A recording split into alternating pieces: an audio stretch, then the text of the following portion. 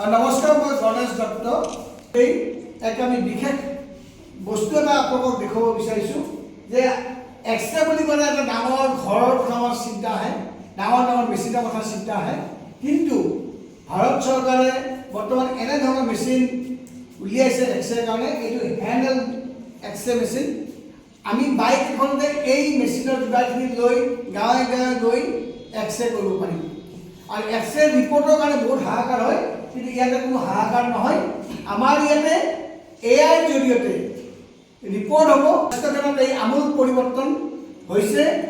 এই হেণ্ডেল এক্সৰেৰ জৰিয়তে আমি আশা কৰিছোঁ গাঁৱে গাঁৱে লুকাই থকা যক্ষ্মা ৰোগীসকলক আমি বিচাৰি উলিওৱাত সহায় হ'ব। মই থিয় হৈছোঁ আৰু চাহসকলে এই আজিৰ এক্সৰেৰ যিটো হেণ্ডেল এক্সৰেৰ প্ৰক্ৰিয়াটো উদ্বোধন কৰিবৰ কাৰণে অনুৰোধ জনাইছোঁ।